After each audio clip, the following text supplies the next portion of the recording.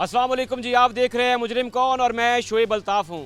नाज़रीन किराम, टीम मुजरिम कौन आज मौजूद है फैसलाबाद में थाना सदर के इलाके 209 अकालगढ़, जिसे टिब्बा भी कहा जाता है, वहाँ पे यहाँ एक 18 साल नौजवान को बेदर्दी से कत्ल कर दिया जाता है।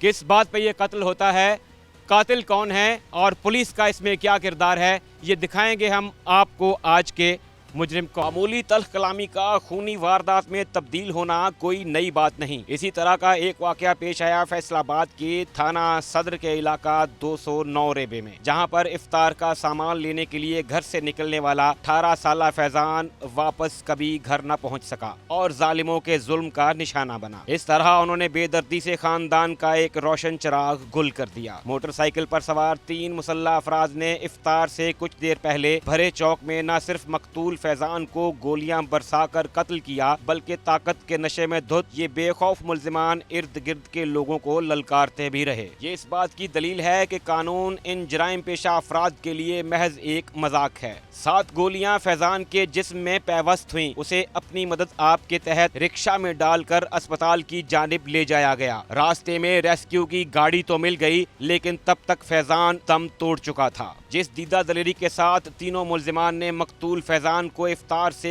कुछ वक्त पहले 7 गोलियां बरसाकर कत्ल किया, इसने पूरे इलाके को हिलाकर रख दिया। मजीद जानते हैं मकतूल के वालिद और मुद्दई मुकदमा से, जो इस वक्त हमारे साथ मौजूद। नाज़रीन, फैसलाबाद में थाना सदर की हुदूद में एक मामूली तल्ख कलामी, एक झगड़े और वही झगड़ा बाद में एक 18 साल नौजवान की जान ले लेता है। ज़रा सी बात पे ज़रा सी रंजिश जो है वो जानलेवा वाक़यात और सानहात में क्यों तब्दील होती हैं। मैं इस वक्त उसी जगह पे उसी मोहल्ले में मौजूद हूँ। मुद्दई मुकदमा और उस कत्ल होने वाले नौजवान के वालिद मेरे साथ मौजूद हैं। उनसे बात करते हैं, जानते हैं कि ऐसे क्या हालात बने कि एक 18 साल नौजवान जो है वो अपनी जान से हाथ धो बैठा। अस्सलाम वालेकुम जी, नाम बताइएगा अपना। सर मेरा नाम अब्दुल मजीद है।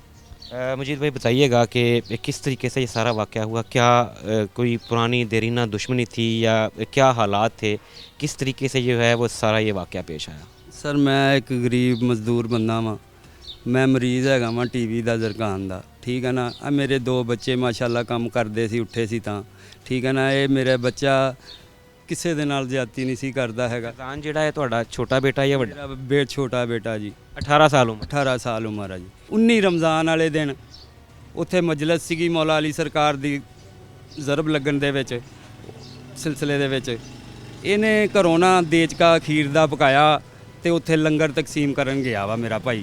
ਇਹਦੇ ਨਾਲ ਦੋਸਤ ਮਹੱਲੇਦਾਰ ਸਾਰੇ ਗਏ ਆ, ਠੀਕ ਆ ਨਾ। ਉਹਨਾਂ ਨੇ ਇਹਨਾਂ ਨੂੰ ਮਾਰਨਾ ਕੁੱਟਣਾ ਸ਼ੁਰੂ ਕਰਤਾ ਉੱਥੇ ਵੀ ਇਹ ਬੰਦੇ ਕਿਉਂ ਤੁਸੀਂ ਆਏ ਆ ਇੱਥੇ, ਭੱਜੋ ਜੇ ਤੇ ਉਹ ਕਹਿੰਦੇ ਭਾਈ ਅਸੀਂ ਤੇ। ਤੁਹਾਨੂੰ ਇਹ ਲੱਗਦਾ ਹੈ ਕਿ ਉਹ ਜਿਹੜੇ ਉੱਥੇ ਕਾਬਜ਼ ਨੇ, ਜਿਹੜੇ ਉੱਥੇ ਆਪਣੇ ਆਪ ਨੂੰ ਮਤਲਬ ਉੱਥੇ ਦਾ ਆਪਣੀ ਦੀ ਇੰਤਜ਼ਾਮੀਆ ਕਹਿੰਦੇ ਨੇ, ਉਹਨਾਂ ਨੂੰ ਇਸ ਗੱਲ ਦੀ ਤਕਲੀਫ ਹੋਈ ਕਿ ਕੋਈ ਹੋਰ ਲੰਗਰ ਕਿਉਂ ਵੰਡਦਾ ਇੱਥੇ ਆ ਕੇ, ਸਾਡੇ ਹੱਥੀਂ ਆ ਕੇ ਕਿਉਂ ਨਹੀਂ ਫੜਾਉਂਦੇ? ਹਾਂਜੀ, ਨਹੀਂ ਉਹਨਾਂ ਨੂੰ ਵੀ ਕਿਹਾ, ਉਹਨਾਂ ਦਾ ਵੀ ਬੰਦੇ ਇੱਥੇ ਨਹੀਂ ਆਉਣੇ ਚਾਹੀਦੇ, ਆਪਣੀ ਸਾਡੀ ਮਰਜ਼ੀ ਦੇ ਬੰਦੇ ਆਉਣੇ ਚਾਹੀਦੇ ਆ।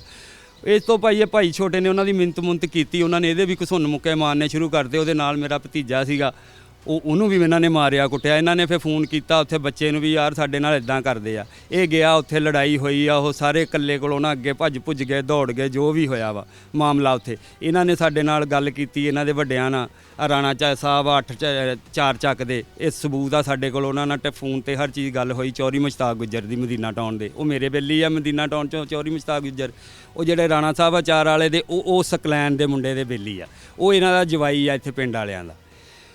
ਉਹ ਭਾਈ ਇਹਨਾਂ ਨੇ ਕਿਹਾ ਜੀ ਠੀਕ ਆ, ਤੁਹਾਡੇ ਨਾਲ ਕੱਲ ਸ਼ਾਮ ਨੂੰ ਸਾਡੀ ਸੁਲਾਹ ਵਾ, ਸੁਲਾਹ ਤੇ ਆ ਜਾਓ। ਮਤਲਬ ਇੱਕ ਲੜਾਈ ਹੋਈ ਹੈ, ਲੜਾਈ ਜਦੋਂ ਵੱਡਿਆਂ ਤੱਕ ਪਹੁੰਚੀ ਤੇ ਦੋਨਾਂ ਪਾਸਿਆਂ ਦੇ ਵੱਡਿਆਂ ਦੇ ਜਿਹੜੇ ਸਿਆਣੇ ਬੰਦੇ ਸੀ, ਮੋਤਬਰ ਬੰਦੇ ਸੀ, ਉਹਨਾਂ ਨੇ ਕਿਹਾ ਕਿ ਠੀਕ ਹੈ ਯਾਰ, ਜੋ ਹੋਇਆ ਬਹਿ ਕੇ ਗੱਲ ਮੁਕਾ ਲੈਂਦੇ। ਉਹਨਾਂ ਨਾਲ ਗੱਲ ਕੀਤੀ ਵੀ ਆ ਮਸਲਾ ਹੋਇਆ ਵਾ, ਸੁਲਾਹ ਕਰਨੀ ਚਾਹੁੰਦੇ ਆ। ਉਹਨੇ ਕਿਹਾ ਸੁਲਾਹ ਕਰ ਲੈਂਦੇ, ਆ ਜਾਓ ਸ਼ਾਮ ਨੂੰ ਸੁਲਾਹ। ਸਾਨੂੰ ਪੂਰੀ ਉਹਨਾਂ ਨੇ ਤਸੱਲੀ ਦਿੱਤੀ।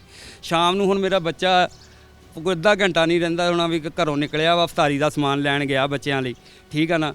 ਇਹ ਤੇ ਆਪਣਾ ਪੈਟਰੋਲ ਪਵਾ ਕੇ ਨਾ ਖੂਹ ਵਾਲੇ ਚੌਕ ਦੇ ਵਿੱਚੋਂ ਨਾਲ ਤਫੈਲ ਚੌਕ ਆ ਜੀ, ਉੱਥੇ ਆਇਆ। ਤੇ ਇੱਕ ਇਹਦੇ ਕਿਸੇ ਬੰਦਾ ਪਿੰਡ ਦਾ ਹੀ ਆ ਮੁੰਡਾ, ਉਹ ਅਸਮਾਨ ਉਹਦਾ ਨਾਮ ਆ, ਉਹਨੇ ਮੋਟਰਸਾਈਕਲ ਲੱਗੇ ਕਰਕੇ ਇਹਨੂੰ ਰੁੱਕ ਕੇ ਗੱਲਬਾਤ ਕੋਈ ਕਰ ਰਹੇ ਸੀ। ਵੱਲਾ ਆਲਮ ਜਾਂ ਉਸ ਕਾਤਲ ਨੇ ਇਹਨੂੰ ਰੁਕਵਾਇਆ ਹੋਇਆ ਸੀ ਜਾਂ ਉਹ ਕੁਦਰਤੀ ਗੱਲ ਸੀ, ਇਸ ਗੱਲ ਦਾ ਮੈਨੂੰ ਕੋਈ ਨਹੀਂ ਪਤਾ। ਆਪਸ 'ਚ ਉਹ ਗੱਲ ਕਰ ਰਹੇ ਆ, ਬੱਚੇ ਦਾ ਮੂੰਹ ਐ ਨੂੰ ਆ, ਉਹ ਬੰਦਾ ਅੱਗੇ ਖੜਾ, ਇਹ ਕਾਤਲ ਪਿੱਛੋਂ ਆਏ ਆ, ਠੀਕ ਆ ਨਾ। ਇਹਨੇ ਆ ਕੇ ਉੱਥੇ ਮੋਟਰਸਾਈਕਲ ਖੜਾਈ ਆ, ਉਹ ਬੰਦੇ ਨੇ ਦੇਖ ਲਿਆ ਇਹਨੂੰ, ਪਿਸਤੌਲ ਕੱਢਦੇ ਉਹਨੇ ਇਹਨੂੰ ਮਤਲਾ ਨਹੀਂ ਕੀਤਾ, ਇਹਨੇ ਉਹਨੂੰ ਕਿਹਾ ਦੌੜ ਇੱਥੋਂ। ਇਹਨੇ ਮੋਟਰਸਾਈਕਲ ਭਾਈ ਸਟਾਰਟ ਕੀਤੀ ਆ ਦੌੜ ਕੇ। ਜਿਹੜਾ ਬੱਚਾ ਨਾਲ ਖੜਾ ਗੱਲਾਂ ਕਰ ਰਿਹਾ ਸੀ ਉਹਨੂੰ ਉਹਨਾਂ ਨੇ ਦੜਾਤਾ। ਉਹਨੂੰ ਦੜਾਤਾ। ਇਹਨੇ ਭਾਈ ਇਹਨੂੰ ਪਤਾ ਹੀ ਨਹੀਂ ਲੱਗਿਆ, ਇੰਨੀ ਦੇਰ 'ਚ ਉਹਨੇ ਪਿਸਤੌਲ ਇਹਦੇ ਰੱਖ ਕੇ ਇੱਥੇ ਗੋਲੀ ਚਲਾ ਦਿੱਤੀ। ਉਹ ਬੱਚੇ ਨੇ ਅਚਾਨਕ ਐਂ ਕਰਕੇ ਹੱਥ ਮਾਰਿਆ ਵੀ ਚਾਚਾ ਤੈਨੂੰ ਕੀ ਹੋਇਆ, ਕਹਿੰਦਾ ਉਹਨੂੰ ਪਤਾ ਨਹੀਂ ਵੀ ਇਹ ਐਡਾ ਚਿੱਟੀ ਦਾੜੀ ਵਾਲਾ ਬੰਦਾ ਮੇਰੇ ਨਾਲ ਆ ਕੰਮ ਕੀ ਵਜ੍ਹਾ ਵਾ, ਉਹਨੂੰ ਪਤਾ ਨਹੀਂ। ਇਹਨੇ ਦੱਸੀ ਫੇਰ ਸੰਭਲ ਕੇ ਨਾ ਉਹਦੇ ਗੋਲੀਆਂ ਮਾਰੀਆਂ ਭਾਈ ਪਿੱਛੋਂ ਦੀ। ਮੋਟਰਸਾਈਕਲ 'ਚ ਵੀ ਲੱਗੀ ਗੋਲੀ, ਪੇਟ 'ਚ ਗੋਲੀਆਂ ਲੱਗੀਆਂ ਵਾ ਬੱਚੇ ਦੇ, ਆ ਬਾਂਹ ਦੀ ਹੱਡੀ ਬਾਹਰ ਆ ਗਈ ਆ, ਲੱਤ 'ਚ ਗੋਲੀਆਂ ਲੱਗੀਆਂ ਵਾ। ਉਸ ਤੋਂ ਬਾਅਦ ਇਹ ਫਾਇਰਿੰਗ ਕੀਤੀ ਆ ਇਹਨਾਂ ਨੇ, ਹੋਰ ਦੋ ਦੂਸਰੇ ਆ ਉਹਨਾਂ ਨੇ ਵੀ ਕੀਤੇ ਆ, ਫੈਰ ਮਾਰੇ ਆ। ਇੱਕ ਹੈਗਾ ਵਾ ਨਹੀਂ ਮਹਿਦਰ, ਇੱਕ ਹੈਗਾ ਵਾ ਸਕਲੈਨ ਆ 4 ਵਾਲੇ ਦਾ, ਇਹਨਾਂ ਦਾ ਜਵਾਈ ਆ ਉਹ। ਤੇ ਮੈਂ ਇਹਦੇ ਨਾਲ ਤੇ ਇਹਨਾਂ ਨੇ ਇੰਨਾ ਜ਼ੁਲਮ ਕੀਤਾ ਜੀ। ਬੱਚਾ ਜਿਹੜਾ ਵਾ ਉਹ ਕਿੰਨੀਆਂ ਗੋਲੀਆਂ ਉਹਨੂੰ ਲੱਗੀਆਂ? ਉਹਨੂੰ 7 ਗੋਲੀਆਂ ਲੱਗੀਆਂ ਭਾਜੀ। 7 ਗੋਲੀਆਂ ਫਿਰ ਉਹਦੀ ਮੌਕੇ ਤੇ ਹੀ ਮਾਰੀਆਂ। ਫਿਰ ਉਹਨੇ ਆਪਣੀ ਜਾਨ ਬਚਾਉਣ ਲਈ ਥੋੜਾ ਜਿਹਾ ਪਰੇ ਗਿਆ, ਇਹਨੇ ਫਿਰ ਗੋਲੀਆਂ ਭਰ ਕੇ ਉਹਦੇ ਪਿੱਛੋਂ ਦੀ 2-3 ਗੋਲੀਆਂ ਮਾਰੀਆਂ ਜਨਾਬ। ਉਸ ਤੋਂ ਬਾਅਦ ਫਿਰ ਪੁਲਿਸ ਵਾਲੇ ਦੇਖ ਲਓ ਕਿੰਨੇ ਦਿਨ ਗੁਜ਼ਰ ਗਏ ਆ, ਮੇਰੇ ਨਾਲ ਹਜੇ ਕੋਈ ਜਿਹੜਾ ਮੇਨ ਕਾਤਲ ਆ ਉਹਨਾਂ 'ਚੋਂ ਇਹਨਾਂ ਦੀ ਗ੍ਰਿਫਤਾਰੀ ਨਹੀਂ ਹੋਈ ਹੈਗੀ। ਤੁਹਾਨੂੰ ਕਿਸ ਤਰ੍ਹਾਂ ਵਾਕਿਆ ਦੀ ਇਤਲਾਹ ਮਿਲੀ ਕਿ ਤੁਹਾਡੇ ਬੱਚੇ ਤੇ ਅਟੈਕ ਹੋ ਗਿਆ? ਮੇਰਾ ਵੱਡਾ ਭਾਈ ਉੱਥੇ ਨਾਲ ਹੀ ਉਹਦਾ ਘਰ ਆ ਉਸ ਨੁੱਕਰ ਤੇ, ਉਹਦੇ ਸਾਹਮਣੇ ਸਭ ਕੁਝ ਹੋਇਆ। ਮੌਕੇ ਤੇ ਪਹੁੰਚ ਗਿਆ, ਇਹਨੇ ਫੜ ਕੇ ਇਹਨੂੰ ਪਾਣੀ ਪਿਆਇਆ ਬੱਚੇ ਮੇਰੇ ਨੂੰ, ਠੀਕ ਆ ਨਾ। ਤੇ ਉਹਨੇ ਕਿਹਾ ਕੀ ਹੋਇਆ ਪੁੱਤ? ਉਹਨੇ ਕਿਹਾ ਚਾਚਾ ਤਾਇਆ ਫੀਕੇ ਹੁਣੀ ਮੇਰੇ ਗੋਲੀਆਂ ਮਾਰ ਗਏ। 7 ਗੋਲੀਆਂ ਲੱਗਣ ਤੋਂ ਬਾਅਦ ਵੀ ਹੱਲੇ ਉਹ ਹੋਸ਼ 'ਚ ਸੀ? ਹੋਸ਼ 'ਚ ਸੀਗਾ, ਬਿਲਕੁਲ ਠੀਕ ਸੀ। ਇਹ ਛੱਡਿਆ, ਇਹ ਦੌੜ ਕੇ ਆ ਗਏ ਨੇ ਸਾਨੂੰ ਦੱਸਿਆ। ਮੈਂ ਤੇ ਮੇਰਾ ਭਤੀਜਾ ਅਸੀਂ ਮਗਰ ਗਏ ਆ ਇੱਥੋਂ, ਇਹਦੀ ਮਾਂ ਵੀ ਸਾਡੇ ਮਗਰ ਭੱਜੀ ਆਈ ਆ। ਜਦੋਂ ਗਿਆ ਤੇ ਉਹਦਾ ਦੋਸਤ ਆ ਹਮਜ਼ਾ, ਉਹਨੇ ਭਾਈ ਮੰਜਾ ਕੱਢਿਆ ਉਹਦੇ ਘਰ ਦੇ ਬਾਹਰ, ਇਹਨੂੰ ਮੰਜੇ ਤੇ ਪਾਇਆ ਹੋਇਆ ਤੇ ਇੱਕ ਸਾਈਡ ਤੇ ਮੇਰਾ ਬੱਚਾ ਇਦਾਂ ਪਿਆ। ਮੈਂ ਗਿਆ ਉੱਥੋਂ ਦੇਖ ਕੇ, ਉਹਨੇ ਮੈਂ ਦੇਖਿਆ, ਮੈਂ ਕਿਹਾ ਭੁੱਲੇ ਪੁੱਤਰਾ ਕੀ ਹੋਇਆ? ਉੱਠ ਕੇ ਬਹਿ ਗਿਆ ਭਾਜੀ। ਬਹਿ ਕੇ ਉਹਨੇ ਮੈਨੂੰ ਜੱਫੀ ਪਾ ਲਈ। ਮੈਂ ਕਿਹਾ ਬੱਚੇ ਕੀ ਹੋਇਆ ਤੇਰੇ ਨਾਲ? ਕਹਿੰਦਾ ਪਾਪਾ ਜੀ ਧੋਖੇ ਨਾਲ ਮੈਨੂੰ ਫੈਰ ਮਾਰ ਗਏ। ਦੱਸਿਆ ਇਹਨਾਂ ਦਾ ਸਿੱਕੇ ਹੁਣ ਸਾਰਾ, ਇਹਨਾਂ ਨੇ ਕਹਿੰਦਾ ਮੈਂ ਧੋਖੇ ਨਾਲ ਪਿੱਛੋਂ ਦੀ ਫੈਰ ਮਾਰ ਗਏ ਆ। ਮੈਂ ਕਿਹਾ ਪੁੱਤ ਹੌਸਲਾ ਰੱਖ, ਅੱਲਾ ਤੇਰੇ ਨਾਲ ਆ, ਕੋਈ ਗੱਲ ਨਹੀਂ। ਮੈਨੂੰ ਤੈਨੂੰ ਇਹ ਦੱਸ ਦੇ ਮੇਰੇ ਬੱਚਿਆ, ਤੇਰੇ ਕੋਈ ਵੱਡੀ ਗੋਲੀ ਕੋਈ ਆਮ ਮੇਨ ਜਗ੍ਹਾ ਤੇ ਲੱਗੀ ਆ ਤੇ ਮੈਨੂੰ ਦੱਸ। ਨਹੀਂ, ਮੈਨੂੰ ਹੌਸਲਾ ਉਹਨੇ ਐਡਾ ਦਿੱਤਾ। ਕਹਿੰਦਾ ਪਾਪਾ ਜੀ ਨਹੀਂ, ਸਿਰਫ ਇੱਕ ਬਾਂਹ ਦੇ ਵਿੱਚ ਗੋਲੀ ਆ ਤੇ ਇੱਕ ਹਲਕੀ ਜੀ ਪੱਟ ਜਾ, ਮੈਂ ਠੀਕ ਆ। ਨਾਲ ਹੀ ਉਹਦੀ ਮਾਂ ਆ ਗਈ, ਮਾਂ ਨੂੰ ਕਹਿਣ ਲੱਗ ਪਿਆ, ਕਹਿੰਦਾ ਅੰਮੀ ਜੀ ਤੁਹਾਨੂੰ ਕਿਹਾ ਮਗਰ ਨਾ ਆਇਆ ਕਰੋ, ਘਰ ਜਾਓ। ਆਹ ਦੇਖਦਾ ਮੈਂ ਪਾਪਾ ਨਾਲ ਬੈਠਾ, ਮੈਨੂੰ ਜੱਫੀਆਂ ਪਾ ਕੇ ਪਿਆਰ ਕਰਨ ਲੱਗ ਪਿਆ ਇੱਦਾਂ। ਮੈਂ ਪਾਪਾ ਜੀ ਅੰਮਾ ਮੈਨੂੰ ਕਦੋਂ ਘਰ ਚੱਲ ਜਾਵੇ, ਮੈਂ ਠੀਕ ਹਾਂ। ਦੇਖੋ ਐਡਾ ਗੈਰਤ ਵਾਲਾ ਮੇਰਾ ਬੱਚਾ ਸੀਗਾ। ਉਸ ਤੋਂ ਬਾਅਦ ਭਾਈ ਮੇਰਾ ਬੇਟਾ ਸੁਨੈਣ ਆ ਗਿਆ, ਇਹਨਾਂ ਨੇ ਛੇਤੀ ਰਕਸ਼ਾ ਲਿਆਂਤਾ। 11:22 ਤੇ ਹਜੇ ਲੇਟ ਸੀ, ਆ ਨਹੀਂ ਸੀ ਰਹੀ ਹੈਗੀ। ਇੰਨੀਆਂ ਗੱਲਾਂ 10-15 ਮਿੰਟ ਉਹ ਸਾਨੂੰ ਦੇ ਕੇ ਗਿਆ। ਫਿਰ ਬੱਚੇ ਨੇ ਹਸਪਤਾਲ ਲੈ ਕੇ ਗਿਆ। ਜਦੋਂ ਇਹ ਨਾਲ ਹੀ ਨਹਿਰ ਦਾ ਪੁਲ ਆ ਜੀ, 8 ਚੱਕ ਤੇ 9 ਚੱਕ ਦੇ ਦਰਮਿਆਨ, ਉੱਥੇ ਭਾਈ ਉਹਨਾਂ ਨੇ ਐਂਬੂਲੈਂਸ ਦੇ ਵਿੱਚ ਪਾਇਆ ਵਾ 11:22 ਤੇ, ਉਦੋਂ ਡੈਥ ਹੋ ਗਈ ਸੀਗੀ ਬੱਚੇ ਦੀ। ਆਹ ਮਸਲਾ ਹੋਇਆ। ਤੇ ਹੁਣ ਜਿਸ ਟਾਈਮ ਬੱਚੇ ਨੂੰ ਫਾਇਰ ਲੱਗੇ ਹੋਏ ਸੀ ਉਦੋਂ ਕੋਈ ਐਸਾ ਬੰਦਾ ਇੱਥੇ ਮੌਜੂਦ ਨਹੀਂ ਸੀ ਜਿਹੜਾ ਜਿਹਨੂੰ ਅਸੀਂ ਕਹਿੰਦੇ ਕਿ ਉਹ ਫਸਟ ਏਡ ਦੇ ਲੈਂਦਾ, ਉਹਦਾ ਖੂਨ ਰੋਕਣ ਦੀ ਕੋਸ਼ਿਸ਼ ਕਰਦਾ, ਕੋਈ ਉਹਨੂੰ ਕੋਈ ਸ਼ੈ ਬੰਨਦਾ? ਇਸ ਤਰ੍ਹਾਂ ਦੀ ਕਿਸੇ ਨੇ ਕੋਸ਼ਿਸ਼ ਨਹੀਂ ਕੀਤੀ? ਕਿਸੇ ਨੇ ਕੋਈ ਕੋਸ਼ਿਸ਼ ਨਹੀਂ ਕੀਤੀ ਜੀ ਜਨਾਬ। ਅਸੀਂ ਆਪਣੇ ਘਰ ਦੇ ਜੀਆਂ ਨੇ ਫਿਰ ਜਿੱਦਾਂ ਅਸੀਂ ਫੜ ਕੇ ਉਹਨੂੰ ਰਕਸ਼ੇ ਦੇ ਵਿੱਚ ਪਾਇਆ ਵਾ ਤੇ 15-20 ਮਿੰਟ ਇਹ ਵਕੂਏ ਤੋਂ ਬਾਅਦ ਤਕਰੀਬਨ ਅੱਧਾ ਘੰਟਾ ਮੇਰਾ ਬੱਚਾ ਜ਼ਿੰਦਾ ਰਿਹਾ। ਇੱਕ ਆਂਸੂ ਨਹੀਂ ਉਹਨੇ ਅੱਖ 'ਚੋਂ ਕੱਢਿਆ, ਇੱਕ ਲੇਰ ਨਹੀਂ ਮਾਰੀ ਮੇਰੇ ਬੱਚੇ ਨੇ। ਬਲਕਿ ਸਾਨੂੰ ਜਿਹੜਾ ਹੌਸਲਾ ਦੇ ਰਿਹਾ, ਇੰਨੇ ਉਹ ਕਿੱਡਾ ਦਲੇਰ ਹੋਏਗਾ ਤੇ ਰੱਬ ਜਾਣਦਾ, ਜਾਂ ਸਾਰਿਆਂ ਨੇ ਜਿਨ੍ਹਾਂ ਨੇ ਦੇਖਿਆ ਉਹ ਜਾਣਦੇ ਆ। ਤੇ ਜਨਾਬ ਉਸ ਤੋਂ ਬਾਅਦ ਇਹਨਾਂ ਨੇ ਸਾਨੂੰ ਧਮਕੀਆਂ ਲੋਕਾਂ ਕੋਲੋਂ ਲਵਾਉਣੀਆਂ ਸ਼ੁਰੂ ਕਰ ਦਿੱਤੀਆਂ। ਤੁਸੀਂ ਪੁਲਿਸ ਨੂੰ ਕਿਸ ਤਰ੍ਹਾਂ 15 ਦੇ ਜ਼ਰੀਏ ਇਤਲਾਹ ਦਿੱਤੀ ਜਾਂ ਦਰਖਾਸਤ ਦਿੱਤੀ? ਕੀ ਵਾਲੇ ਨੂੰ ਵੀ ਕਾਲ ਕੀਤੀ, 11:22 ਤੇ ਵੀ ਕਾਲ ਕੀਤੀ ਆ। ਉਹ ਆਏ ਆ, ਬਾਕੀ ਲੇਟ ਆਏ ਆ, ਪਹੁੰਚੇ ਆ। 15 ਵਾਲੇ ਵੀ ਪਹੁੰਚੇ ਆ ਮੌਕੇ ਤੇ 11:22 ਵਾਲੇ ਵੀ ਉਹ ਪਹੁੰਚੇ ਆ ਥੋੜਾ ਜਿਹਾ ਪਿੰਡ ਦੀ ਨੁੱਕਰ ਤੇ। ਜਦੋਂ ਲੈ ਗਏ ਸੀ ਉੱਥੇ ਉਹਨਾਂ ਨੇ ਅੱਗੇ ਫਿਰ ਹਸਪੀਟਲ ਤੱਕ ਉਹਨਾਂ ਨੇ ਪਹੁੰਚਾਇਆ ਉਹਨੂੰ ਹਰ ਤਰ੍ਹਾਂ। ਬੱਚੇ ਦੀ ਜਦੋਂ ਡੈਥ ਹੋ ਗਈ ਫਿਰ ਉਹਦੀ ਜਿਹੜੀ ਪੋਸਟਮਾਰਟਮ, ਔਰ ਫਿਰ ਪੁਲਿਸ ਨੇ ਉਸ ਤੋਂ ਬਾਅਦ ਕੀ ਕਾਰਵਾਈ ਕੀਤੀ?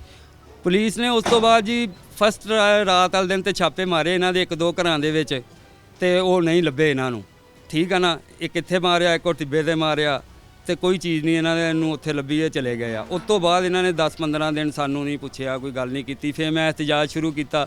ਮੈਂ ਜਾ ਕੇ RPO ਸਾਹਿਬ ਦੇ ਕੋਲੇ ਰੋਇਆ। ਉਹਨਾਂ ਨੇ ਮੇਰੀ ਦਰਖਾਸਤ SP ਇਕਬਾਲ ਟਾਊਨ ਸਾਹਿਬ ਕੋਲੇ ਮਾਰ ਕਰ ਦਿੱਤੀ। ਉਹਨਾਂ ਨੇ ਫਿਰ ਸਾਨੂੰ ਇਹਨਾਂ ਦੇ ਕੋਲੇ ਭੇਜਿਆ DSP ਸਾਹਿਬ ਕੋਲੇ। ਉਸ ਤੋਂ ਬਾਅਦ ਥੋੜ੍ਹਾ ਜਿਹਾ ਇਹਨਾਂ ਨੇ ਉਸ ਦਿਨ DSP SHO ਸਾਹਿਬ ਜਿਹੜੇ ਸੀਗੇ ਉਹ ਮੁਅੱਤਲ ਹੋਏ ਸੀਗੇ, ਹੋਰ SHO ਸਾਹਿਬ ਆਏ ਸੀ। ਬਾਅਦ 'ਚ ਮਾਮਲਾ ਇਹ ਹੋ ਗਿਆ ਵੀ ਉਹ ਜਿਹੜੇ ਮੁਅੱਤਲ ਹੋਏ ਸੀ ਉਹ ਦੁਬਾਰਾ ਫੇਰ ਆ ਕੇ ਲੱਗ ਗਏ, ਅਲੀ ਅਕਰਮ ਗਰਾਇਆ ਸਾਹਿਬ, ਤੇ ਉਹ ਸਾਡੀਆਂ ਗੱਲਾਂ ਇਦਾਂ ਹੀ ਰਹਿ ਗਈਆਂ ਗੋਲ ਹੀ। ਤੇ ਹੁਣ ਦੇਖੋ ਮੇਰੀ ਤੇ ਸਾਰੇ ਇੱਕ ਪੁਲਿਸ ਅਫਸਰ ਹੈਗਾ ਵਾ, ਫਿਰ ਉਹ ਹੈ ਨਹੀਂ, ਫਿਰ ਉਹ ਦੁਬਾਰਾ ਆ ਗਿਆ। ਇਹਦੇ ਨਾਲ ਜਿਹੜੀ ਕੋਈ ਮਰਡਰ ਦੀ ਇਨਵੈਸਟੀਗੇਸ਼ਨ ਆ, ਜ਼ਾਹਰ ਹੈ ਇੱਕ ਤਫਤੀਸ਼ੀ ਅਫਸਰ ਹੁੰਦਾ ਹੈ, ਇੱਕ ਸਿਸਟਮ ਕੰਮ ਕਰਦਾ ਹੈ, ਇੱਕ ਐਸਪੀ ਦੇ ਅੰਡਰ ਇਹ ਕੰਮ ਹੋ ਰਿਹਾ ਤਾਂ ਇੱਕ ਡੀਐਸਪੀ ਹੈ, ਫਿਰ ਐਸਐਚਓ ਹੈ, ਤੇ ਬਾਅਦ 'ਚ ਉਹਦੇ ਤਫਤੀਸ਼ੀ ਕਿਸੇ ਨੇ ਕੋਈ 15-20 ਦਿਨ ਹਿਲਜੁਲ ਨਹੀਂ ਕੀਤੀ। ਨਹੀਂ ਜੀ, ਉਸ ਤੋਂ ਬਾਅਦ ਜਦੋਂ ਫਿਰ ਮੈਂ ਬਾਅਦ ਚ ਜ਼ਿਲ੍ਹਾ ਕੌਂਸਲ ਦੇ ਕੋਲੇ ਜਾ ਕੇ ਇhtਜਾਜ ਕੀਤਾ ਨਾ, ਉਦੋਂ ਮੀਡੀਆ ਵਾਲੇ ਸਾਰੇ ਆਏ, ਉਹਨਾਂ ਨੇ ਇਹਨਾਂ ਨੂੰ ਕਿਹਾ। ਫਿਰ ਸਿਵਲ ਲਾਈਨ ਦੇ ਆਏ ਐਸਪੀ ਸਾਹਿਬ, ਉਹ ਮੈਨੂੰ ਲੈ ਗਏ ਨਾਲ, ਉਹਨਾਂ ਨੇ ਮੈਨੂੰ ਥੋੜ੍ਹੀ ਤਸੱਲੀ ਦਿੱਤੀ ਵੀ ਅਸੀਂ ਤਾਂ ਕਾਤਲਾਂ ਨੂੰ ਪਕੜਦੇ ਹਾਂ। ਡੀਐਸਪੀ ਸਾਹਿਬ ਨਾਲ ਸਿਵਲ ਲਾਈਨ ਦਾ ਤੇ ਵਕੂਆ ਨਹੀਂ ਸੀ, ਇਹਦਾ ਮਤਲਬ ਇਹ ਹੋਇਆ ਕਿ ਉਹਨਾਂ ਨੇ ਸਿਰਫ ਤੁਹਾਡਾ ਇhtਜਾਜ ਖਤਮ ਕਰਾਉਣ ਲਈ ਤੁਹਾਨੂੰ ਤਸੱਲੀ ਦਿੱਤੀ ਉਹਨਾਂ ਨੇ ਸਾਨੂੰ ਹੈ। ਤੇ ਪਰ ਉਸ ਤੋਂ ਬਾਅਦ ਵੀ ਆ ਸਿਰਫ 2 ਗ੍ਰਿਫਤਾਰੀਆਂ ਹੋਈਆਂ। ਇੱਕ ਤੇ ਕਾਤਲ ਦਾ ਭਰਾ ਵਾ ਜਿਹੜਾ 4 ਚੱਕ ਵਾਲਾ ਵਾ ਸਕਲੈਨ, ਉਹਦਾ ਭਰਾ ਇੱਕ ਛੋਟਾ ਇਹਨਾਂ ਨੇ ਫੜਿਆ ਵਾ। ਉਧਰੋਂ ਬਾਅਦ ਇੱਕ ਇਹਦਾ ਭਤੀਜਾ ਰਫੀਕ ਜਿਹੜਾ ਵਾ ਉਹ ਫੜਿਆ ਇਹਨਾਂ ਨੇ। ਉਹ ਇਹਨਾਂ ਦਾ ਕੀ ਰੋਲ ਸੀ ਇਹ ਸਾਰੇ ਦੇ ਵਿੱਚ? ਜਿਹੜਾ ਰਫੀਕ ਦਾ ਭਤੀਜਾ ਅਦਨਾਨ ਸੀ ਜੀ ਭਾਈ, ਉਹਦਾ ਰੋਲ ਇਹ ਆ ਵੀ ਮੇਰੇ ਬੱਚੇ ਦੀ ਮੌਕੇ ਤੇ ਨਿਸ਼ਾਨਦੇਹੀ ਉਹਨੇ ਕਰਾਈ ਆ ਵੀ ਆਹ ਵਾ ਬੱਚਾ ਭੱਟੀ ਦਾ ਭੁੱਲਾ ਜਿਹੜਾ ਹੈ ਜਾ ਰਿਹਾ ਵਾ, ਜਿਹਨੂੰ ਤੂੰ ਲੱਭ ਰਿਹਾ 2 ਦਿਨ ਤੋਂ ਉਹ ਲੱਭਦਾ ਰਿਹਾ ਵਾ। ਉਹ ਸਿਰਫ ਇੱਕ ਸਹੂਲਤਕਾਰ ਹੈ, ਉਹ ਡਾਇਰੈਕਟਲੀ ਮਤਲਬ ਮਰਡਰ ਕਰਨ ਵਾਲਾ ਬੰਦਾ ਮਰਡਰ ਨਹੀਂ, ਉਹਦਾ ਇਹ ਕਿਰਦਾਰ ਆ, ਉਹ ਲੈ ਕੇ ਗਿਆ ਨਾਲ, ਠੀਕ ਆ ਨਾ। ਉੱਥੇ ਲਿਜਾ ਕੇ ਉਹਨੇ ਸਭ ਕੁਝ ਜਦੋਂ ਹੋ ਗਿਆ ਨਾ ਸਿਸਟਮ ਤੇ ਇਹਨੂੰ ਫਰਾਰ ਵੀ ਇਹੀ ਬੰਦਾ ਕਰਾ ਕੇ ਲਗਿਆ ਵਾ, ਠੀਕ ਆ ਨਾ। ਤੇ ਇਹ ਬੰਦੇ ਦਾ ਪੂਰਾ ਕਿਰਦਾਰ ਆ ਇਸ ਕੰਮ ਦੇ ਵਿੱਚ, ਠੀਕ ਆ। ਉਹਦਾ ਜਿਹੜਾ ਭਰਾ ਵਾ ਸਕਲੈਨ ਦਾ, ਉਹ ਮੌਕੇ ਤੇ ਘਰੋਂ ਫੜਿਆ ਵਾ। ਇਹਨਾਂ ਦੇ ਕੋਲ ਡਾਇਰੈਕਟ ਨੰਬਰ ਸੀ, ਅਗਰ ਇਹ ਪੁਲਿਸ ਚਾਹੁੰਦੀ ਉਹ ਡੇਲੀ ਇਹਨਾਂ ਨਾਲ ਕਾਤਲ ਰਾਬਤਾ ਕਰਦੇ ਆ, ਆਉਂਦੇ ਜਾਂਦੇ ਆ ਪਿੰਡ ਦੇ ਵਿੱਚ। ਸਾਨੂੰ ਤਾਂ ਧਮਕੀਆਂ ਲਵਾ ਰਹੇ ਆ ਲੋਕਾਂ ਕੋਲੋਂ ਵੀ ਅਸੀਂ ਹਜੇ ਇਹਨਾਂ ਦੇ ਜਿਹੜੇ 2-3 ਪਿੱਛੇ ਆ ਉਹਨਾਂ ਨੂੰ ਕਤਲ ਕਰਕੇ ਫੇਰ ਪੇਸ਼ होना। ठीक है जी। कराम, जिन लोगों ने हमें अभी ज्वाइन किया है उनके लिए मैं बता दूं कि फैसलाबाद में थाना सदर का ये इलाका है। यहाँ पे एक लड़ाई झगड़ा जो है वो एक खूनी वारदात में तब्दील हो जाता है, जिसमें एक 18 साल नौजवान जो इफ्तार का सामान लेने के लिए घर से निकला हुआ था, जिसको शायद ये इल्म ही नहीं था कि उसके साथ इतना बड़ा सानहा पेश आना है, उसे बेदर्दी से कत्ल कर दिया जाता है। मुद्दई मुकदमा और उस नौजवान के वालिद हमारे साथ मौजूद हैं, उनसे हम जान रहे हैं कि कैसे ये सारे वाक़यात पेश आए। और उनका ये कहना था कि पुलिस ने इब्तदाई तौर पर तो रिस्पॉन्ड ज़रूर किया, लेकिन कातिल जो हैं वो अभी भी खुले फिर रहे हैं, वो अभी भी इनको धमकियां दे रहे हैं, लोगों के ज़रिए दिलवा रहे हैं। पुलिस जो है वो बिल्कुल खामोश तमाशाई है। एक थाने का SHO जो है वो ट्रांसफ़र होता है, 2-4 दिन के बाद वो फिर वापस आ जाता है। तिफल तसल्लियाँ दी जा रही हैं। एहतजाज तक जब नौबत पहुंची, फैसलाबाद की एक प्राइम जगह है ज़िला कौंसल चौक, जहां पे इन्होंने एहतजाज किया, उस एहतजाज को ख़त्म करवाने के लिए SP और DSP साहिबान ने इनको तिफल तसल्लियाँ ज़रूर दी हैं कि हम आपके बच्चे के कातिलों को जल्द अज जल्द गिरफ़्तार करेंगे। लेकिन अभी तक जो है वो पुलिस की तरफ से कोई कार्रवाई नहीं की जा रही। आप अंदाज़ा कर लीजिए कि 3 कातिल जो हैं एक नौजवान के, वो अभी भी इलाके में खुले फिर रहे हैं। पुलिस की कारकर्दगी पे बहुत बड़ा सवालिया निशान है। पुलिस इस सब में क्या कर रही है? क्या पुलिस जो है वो सिर्फ दावों, नोटिस ले लिया, जल्द कर लेंगे तक ही महदूद है, या वो ऑन ग्राउंड भी कोई काम करेगी?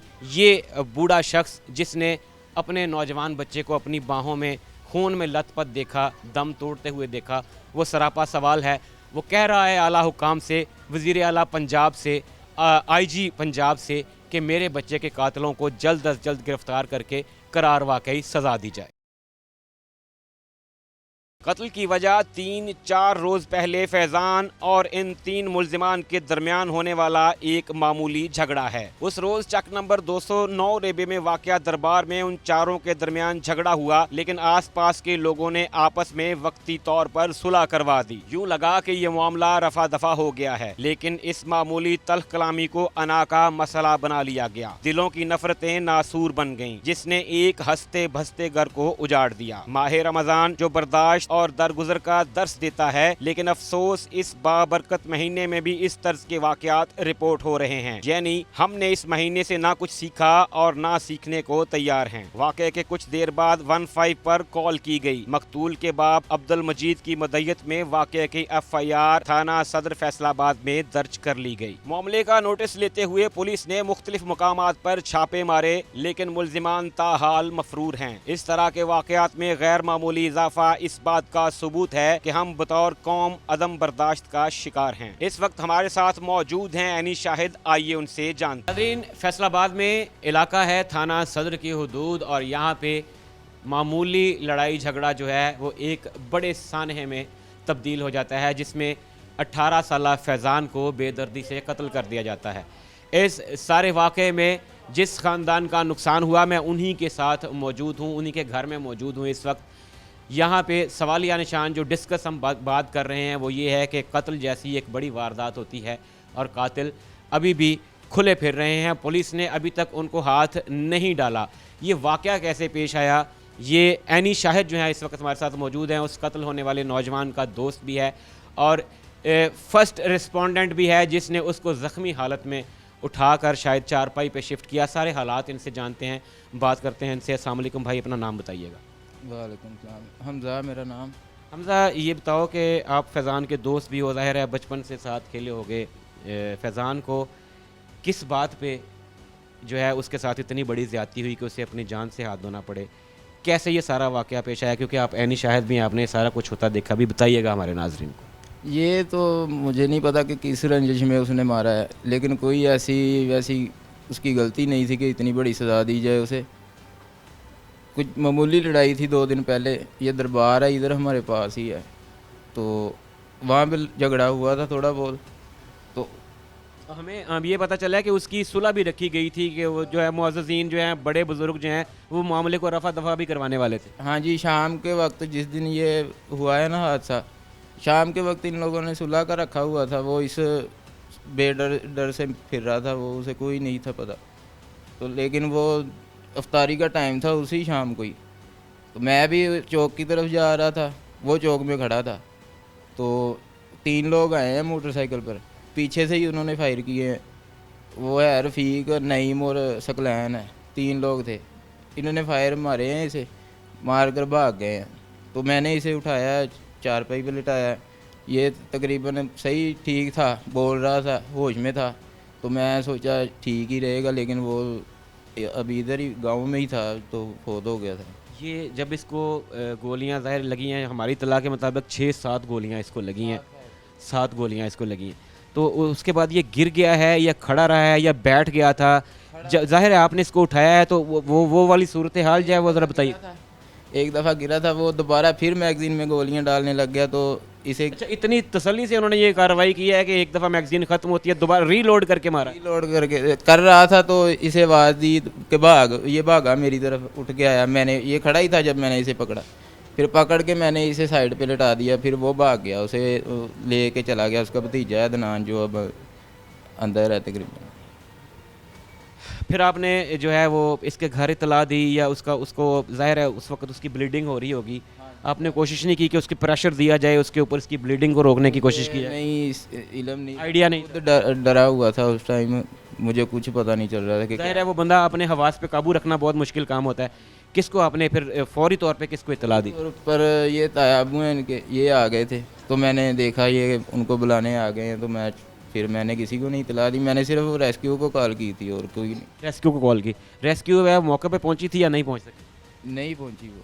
फिर अपने तौर पे जो है उसको किसी व्हीकल में, किसी गाड़ी में, किसी रिक्शे में ले गए? रिक्शे में ले के गए हम, अभी मेन रोड पे थे, उधर फिर आ गई थी रेस्क्यू की गाड़ी। तो उन्होंने भी कोई ऐसा कोशिश नहीं की, अभी ठीक था, कोई कोशिश नहीं की उन्होंने। बस अच्छा, मुझे मरते ये देखा। बताओ कि ये फैज़ान आपका बचपन का दोस्त है? ये तकरीबन बचपन ही है, अभी 18 साल उसकी उम्र थी। मैं काफ़ी बड़ा हूँ उससे, वो मेरे सामने था जब छोटा सा था, तो मैं बड़ा था। वो कैसा था ये मिलने जुलने में, बात करने में? शरारती था, कम बोलने वाला था, किस तरह का था? हंस मजाज था, शरारती था, फ़न का शौक़ रखता था कि हर वक्त ऐसे ही करते रहें बस। तो ये है कि कोई गलत नहीं था, कि किसी के साथ गलत नहीं किया था कभी, किसी को ये नहीं कि लड़ाई झगड़ा वगैरह, कोई बात नहीं ऐसी वैसी। गोलियां इसको लगी हुई जब जिस्म पे आपने उसके देखी हैं तो क्या मतलब आपको लगा उस वक्त? नहीं आपको लगा कि ये इसकी जान? बिल्कुल नहीं लगा, मुझे बिल्कुल नहीं। मैं उसे हौसला दे रहा था कि दिल ना छोड़, तेरे कहीं ऐसी वैसी गोली नहीं लगी। तो जब वो फायर कर रहा था तो उस वक्त आप ज़रा फासले पे थे, आप फिर भाग के गए? हाँ जी, फासले पे था, भागा नहीं हुई, वो भागा है मेरी तरफ, मैं तो खुद डरा हुआ था उधर खड़ा। अच्छा, जो कत्ल करने वाला है वो आपकी तरफ भागा है? नहीं, आपका दोस्त फायर लगने के बाद आपके लग गए हैं इसे, फिर उठ के भागा। वो वक्ती तौर पर नहीं ना पता चलता कि फायर के आगे था, वो भाग के आ गया। बस आया, जब मैंने पकड़ लिया फिर वो उस बेजान हो गया, फिर वो नीचे गिर गया। वो जो कातिल थे वो मतलब जैसे होता है कि एक वकूआ उन्होंने किया, गोलियां मारी एक नौजवान को, और फिर वो जल्दबाजी में फ़रार हुए हैं या धमकियां देते हुए फायरिंग? धमकियां देते हुए उधर खड़े रहे हैं पहले तो, पता नहीं कौन लेके गया इन्हें, यानी कि वो खड़े थे उधर के, हम इधर ही खड़े हैं, ऐसे करना है वैसे करना है, 2 रह गए हैं अब, बाकी एक मार दिया है, वो पता नहीं कौन से 2 रह गए हैं, ऐसे कहते हुए चले जाते थे। अब भी वो अभी तक पकड़े नहीं, गाँव में कभी किसी जगह खड़े होते हैं, कभी किसी जगह खड़े होते हैं। आपने इस वारदात के बाद दोबारा उनको गांव में देखा है? नहीं, मैं सुना है, देखा नहीं, घर से नहीं निकलते हम, इस डर से धमकियाँ लगाई हुई हैं हमें। आप लोगों को भी अब ज़ाहिर ही बात है कि वो है कि एक जो दरिंदे एक नौजवान की जान ले सकते हैं, वो दोबारा भी किसी पे हमला कर सकते हैं। पुलिस का मुझे बताएं कि इसमें अभी तक उसके कार्रवाई से, किरदार से आप मुतमईन हैं? नहीं जी, कोई भी नहीं। हमें लोग पूछते हैं कि क्या हुआ, आप लोगों ने कोई केस नहीं किया हुआ, आपका लड़का मर गया 18 साल का, यानी कि इतनी दहशत गर्दी होता है जब इस तरह की कोई कार्रवाई होती है, खुदा ना खास्ता इस तरह की जवान मौत है और फिर कत्ल है, फिर उसके बाद फिर अगर वो नज़र आता है कि पुलिस कार्रवाई कर रही है, कि रेड्स हो रहे हैं, पता चल रहा है कि पुलिस है, ऐसा कोई सीन नहीं, ऐसा कोई सीन नहीं। वो तो ऐसे है जैसे सरकार ने खुद मारा है उसे। खानदान का एक नौजवान कब्र में उतारने के बाद भी जालिमों के बदले की आग बुझ न सकी। अब वो अहले खाना को बेबाकी से धमकियां दे रहे हैं। अलमिया ये है कि बूढ़े वालिद ने पहले अपने जवान बेटे को अपने हाथों से कब्र में उतारा और अब उसे हुसूल इंसाफ नामुमकिन नजर आ रहा है। अपना जिगर गोशा खो देने का दुख इतना बड़ा है कि इसका अजाला मुमकिन नहीं, लेकिन मकतूल के लवाहिकीन को इंसाफ फराहम करके शायद उनके दुखों में कुछ कमी की जा सकती है। आला हुक्काम के दफातर के 12 चक्कर लगाने के बावजूद भी अहले खाना को कुछ हासिल न हो सका। बढ़ते हुए अंधाधुंध कत्ल की वारदातें इस बात का वाज़े इशारा हैं कि इस शहर के अमनो अमान की सूरत हाल में कुछ गड़बड़ है। इस वक्त कानून का हरकत में आना बहुत जरूरी है। अगर ऐसा ना हुआ तो लाकानूनियत मजीद बढ़ेगी। शहरियों के जानो माल का तहफ़्फ़ुज़ पुलिस का अव्वलीन फरीजा है। मकतूल के अहले खाना को मुसलसल धमकियां दी जा रही हैं, लेकिन पुलिस ख्वाबे खरगोश के मजे ले रही है। मकतूल के बूढ़े वालिदैन ने वज़ीर आला पंजाब मरियम नवाज और दीगर आला हुक्काम से इंसाफ की अपील की है। इस वक्त हमारे साथ मौजूद हैं मकतूल की वालिदा, आइए उनसे जानते हैं। मैं कत्ल होने वाले 18 साल नौजवान फैज़ान के घर पे मौजूद हूँ। दुखी माँ हमारे साथ इस वक्त मौजूद है, जो इस वक्त सरापा गम है, जिसका जवान बेटा इस दुनिया से बग़ैर किसी जुर्म के चला गया, जिसको बेदर्दी से कत्ल कर दिया गया। माँ से बात करते हैं, पूछते हैं। अस्सलाम वालेकुम जी, दसो कि किस तरह होया है सारा? ਬਾਈ ਨਾ ਦਰਬਾਰ ਤੇ ਚਾਚੂ ਲੰਗਰ ਵਗੈਰਾ ਤਕਸੀਮ ਕਰਨ ਗਏ ਸੀ। ਉੱਥੇ ਛੋਟੀ ਐ ਮਾਮੂਲੀ ਜਿਹੀ ਲੜਾਈ ਬਸ ਝਗੜਾ ਜਿਹਾ ਹੋਇਆ। ਸ਼ਾਮ ਨੂੰ ਸੁਲਾਹ ਸੀਗੀ, ਕੋਈ ਬੱਚੇ ਨੂੰ ਨਹੀਂ ਸੀ ਪਤਾ ਹੈਗਾ। ਬੱਚਾ ਅਫਤਾਰੀ ਦਾ ਸਮਾਨ ਲੈਣ ਗਿਆ, ਬਸ 11 ਕੁ ਮਿੰਟ ਰਹਿੰਦੇ ਸੀ ਅਫਤਾਰੀ ਹੋਣ ਵਿੱਚ। ਬੇਦਰਦੀ ਨਾਲ ਪਿੱਛੇ ਦੀ ਉਹਨੂੰ ਵਾਰ ਕਰਕੇ ਉਹਨੂੰ ਕਤਲ ਕਰਤਾ, ਮੇਰੇ ਮਾਸੂਮ ਬੱਚੇ ਨੂੰ। ਮੈਨੂੰ ਇਨਸਾਫ ਚਾਹੀਦਾ ਬਸ। ਕਿੰਨੇ ਟੋਟਲ ਬੱਚੇ ਕਿੰਨੇ ਨੇ ਤੁਹਾਡੇ? ਮੇਰੇ 4 ਬੇਟੇ ਸੀ, 3 ਬੇਟੀਆਂ। ਛੋਟੇ ਛੋਟੇ ਆ ਮੇਰੇ ਬੱਚੇ ਆ, ਇੱਕ ਬੱਚਾ ਮੇਰਾ ਬਾਹਰ ਖੜਾ। ਕਿਸ ਤਰ੍ਹਾਂ ਦਾ ਸੀ ਫੈਜ਼ਾਨ ਦੀ ਆਦਤ, ਕਿਸ ਤਰ੍ਹਾਂ ਦੀ ਸੀ, ਕੀ ਕੰਮ ਕਰਦਾ? ਰੂਮ ਜਿਹਾ ਸੀ ਬਸ। ਮਾਸੂਮ ਬੱਚਾ ਸੀ ਇੱਕ ਹਿਸਾਬ ਦਾ ਮੇਰਾ। 9 ਕਲਾਸਾਂ ਵੀ ਪਾਸ ਕੀਤੀਆਂ, ਕੁਰਾਨ ਪੜ੍ਹਿਆ ਸੀਗਾ। ਕੋਈ ਨਹੀਂ ਸੀ ਕਿਸੇ, ਕੋਈ ਵੈਰ ਕਿਸੇ ਨਾਲ ਕੋਈ ਨਹੀਂ, ਇਖਤਲਾਫੀ ਕੋਈ ਨਹੀਂ। ਬਹੁਤ ਅੱਛਾ ਮੇਰਾ ਬੱਚਾ। ਕੀ ਕੰਮ ਕੀ ਕਰਦਾ ਸੀ? ਉਹ ਮਜ਼ਾਕ ਦਾ ਕੰਮ ਕਰਦਾ ਸੀਗਾ। ਹਾਂਜੀ। ਇੱਕ ਬੱਚਾ ਜਦੋਂ ਉਹ ਆਪਣੇ ਪੈਰਾਂ ਤੇ ਖੜਾ ਹੋਣ ਲੱਗਦਾ ਹੈ, ਜਦੋਂ ਮਿਹਨਤ ਮਜ਼ਦੂਰੀ ਕਰਨ ਲੱਗ ਪੈਂਦਾ ਹੈ, ਉਹ ਫਿਰ ਜਦੋਂ ਆਪਣੀ ਕਮਾਈ ਲਿਆ ਕੇ ਮਾਂ ਨੂੰ ਕਹਿੰਦਾ ਹੈ ਕਿ ਮਾਂ ਜੀ ਮੈਂ ਆਹ ਤੁਹਾਡੇ ਲਈ ਲੈ ਕੇ ਆਇਆ, ਕਿੱਦਾਂ ਉਸ ਟਾਈਮ ਕੀ ਮਹਿਸੂਸ ਹੁੰਦਾ? ਹਾਂਜੀ, ਮੇਰੇ ਨਾਲ ਬਹੁਤ ਮੇਰਾ ਬੱਚਾ ਅੱਛਾ ਸੀਗਾ। ਕੋਈ ਫਜ਼ੂਲ ਖਰਚੀ ਨਹੀਂ ਸੀ ਹੈਗੀ। ਮੈਨੂੰ ਤਨਖਾਹ ਲਿਆ ਕੇ ਦਿੰਦਾ ਸੀਗਾ। ਸਾਡਾ ਸਹਾਰਾ ਸੀਗਾ ਉਹੀ ਬਸ ਇੱਕ। ਬਾਪ ਉਹਦੇ ਟੀਵੀ ਦੇ ਮਰੀਜ਼ ਆ, ਦਵਾਈ ਖਾ ਰਹੇ ਆ, ਹਰ ਸ਼ਾਇਦ ਦੀ ਘਰ ਪਈ ਆ, ਤੇ ਉਹ ਕੰਮ ਕਾਰ ਨਹੀਂ ਕਰ ਸਕਦੇ ਹੈਗੇ। ਜਿਹੜੀ ਗੱਲ ਫੈਜ਼ਾਨ ਦੀ ਐਸੀ ਹੈ ਜਿਹੜੀ ਤੁਹਾਨੂੰ ਬਹੁਤ ਜ਼ਿਆਦਾ ਯਾਦ ਆਉਂਦੀ ਹੈ? ਬੱਚੇ ਤੇ ਸਾਰਿਆਂ ਨੂੰ ਹੀ ਪਿਆਰੇ ਹੁੰਦੇ ਨੇ, ਐਸੀ ਕਿਹੜੀ ਗੱਲ ਹੈ ਜਿਹੜੀ ਇੱਕ ਮਾਂ ਨੂੰ ਦੀ ਉਹਦੀ ਚੀਖ ਪਵਾ ਦਿੰਦੀ ਹੈ? ਮਾਂ ਮੈਨੂੰ ਆਉਂਦੇ ਜਾਂਦਾ ਪੁੱਛਦਾ ਸੀ, ਮਾਮਾ ਤੈਨੂੰ ਕਾਹਦੀ ਪਰੇਸ਼ਾਨੀ? ਜ਼ਰਾ ਚੁੱਪ ਕਰਕੇ ਬੇਟੀ ਨੂੰ, ਮੰਮਾ ਜੀ ਤੁਹਾਨੂੰ ਕੀ ਹੋਇਆ ਵਾ, ਕਾਹਦੀ ਪਰੇਸ਼ਾਨੀ ਮੈਨੂੰ ਦੱਸੋ। ਬਸ ਮੈਨੂੰ ਉਹਦੇ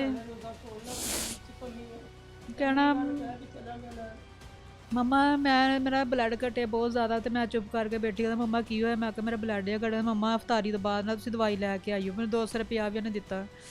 ਕਹਿੰਦਾ ਮੰਮਾ ਕੋਈ ਚੀਜ਼ ਘੱਟ ਵਾ, ਜਾਂ ਸਮੋਸੇ ਲੈਣੀ, ਬਸ ਬਾਹਰ ਨਿਕਲਿਆ ਅਫਤਾਰੀ ਦਾ ਕੋਈ ਫਲ ਵਗੈਰਾ ਆਪਾਂ ਨੇ ਕੀ ਲੈਣ ਨਿਕਲਿਆ ਵਾ। ਤੇ ਬੇਦਰਦੀ ਨਾਲ ਪਿੱਛੋਂ ਦੀ ਵਾਰ ਕਰਕੇ ਮੇਰੇ ਬੱਚੇ ਨੇ। ਮਾਂ-ਬਾਪ ਦੇ ਮਾਮਲੇ 'ਚ ਫੈਜ਼ਾਨ ਇੰਨਾ ਸੈਂਸਿਟਿਵ ਸੀ ਕਿ ਸਾਨੂੰ ਉਹਦੇ ਵਾਲਿਦ ਨੇ ਦੱਸਿਆ ਕਿ ਜਦੋਂ ਮਾਂ ਉਹਨੂੰ ਗੋਲੀਆਂ ਲੱਗੀਆਂ ਨੇ, ਉਹ ਦੌੜ ਕੇ ਪਿੱਛੇ ਗਈ ਹੈ ਤੇ ਉੱਠ ਕੇ ਬੈਠ ਗਿਆ ਕਿ ਮਾਂ ਤੂੰ ਪਿੱਛੇ ਕਿਉਂ ਆਈ?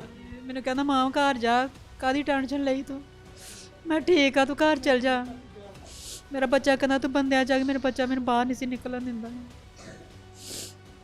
ਕੀ ਕਹਿੰਦੇ ਹੋ ਗਵਰਨਮੈਂਟ ਨੂੰ, ਮਰੀਮ ਨਵਾਜ਼ ਨੂੰ, ਜਿਹੜੀ ਕਿ ਖੁਦ ਇੱਕ ਬੇਟੀ ਹੈ, ਇੱਕ ਮਾਂ ਹੈ, ਕੀ ਕਹਿੰਦੇ ਹੋ ਕਿ ਕਿਸ ਤਰ੍ਹਾਂ ਜਿਹੜਾ ਵਾ ਉਹ ਰਿਆਸਤ ਤੁਹਾਨੂੰ ਇਨਸਾਫ? ਬਸ ਮੈਨੂੰ ਇਨਸਾਫ ਚਾਹੀਦਾ ਵਾ। ਕਾਤਲ 3 ਜਾਣੇ ਆ, ਤਿੰਨਾਂ ਨੂੰ ਕਾਤਲਾਂ ਨੂੰ ਤੁਸੀਂ ਗ੍ਰਿਫਤਾਰ ਕਰੋ। ਮੈਨੂੰ ਇਨਸਾਫ ਚਾਹੀਦਾ ਬਸ। ਉਹਨਾਂ ਨੂੰ ਫਾਂਸੀ ਹੋਣੀ ਚਾਹੀਦੀ ਆ ਮੇਰੇ ਸਾਹਮਣੇ, ਜਿਸ ਤਰ੍ਹਾਂ ਮੇਰੇ ਬੱਚੇ ਦੀ ਮੈਂ ਆਪਣੇ ਵਿਆਹ ਨੂੰ ਕੀਤਾ, ਮੈਨੂੰ ਪਤਾ। ਮੈਂ ਵੀ ਉਹਨਾਂ ਨੂੰ ਇਸ ਤਰ੍ਹਾਂ ਹੀ ਦੇਖਣਾ ਚਾਹੁੰਦੀ ਆ। ਮੈਨੂੰ ਇਨਸਾਫ ਚਾਹੀਦਾ ਵੀਰੇ ਬਸ। ਸਾਡਾ ਬੱਚਾ ਨੇ ਕਤਲ ਕੀਤਾ ਬੇਦਰਦੀ ਨਾਲ, ਬਹੁਤ ਜ਼ਿਆਦਾ। 7 ਗੋਲੀਆਂ ਮੇਰੇ ਬੱਚੇ ਦੇ ਮਾਰੀਆਂ। ਮੇਰਾ ਬੱਚਾ, ਤੁਹਾਡੀ ਆਖਰੀ ਗੱਲ ਉਹਦੇ ਨਾਲ ਕੀ ਹੋਈ? ਬਸ ਇਹੀ ਹੋਈ ਕਿ ਮੰਮਾ ਘਰ ਚਲੋ, टेंशन ना लो।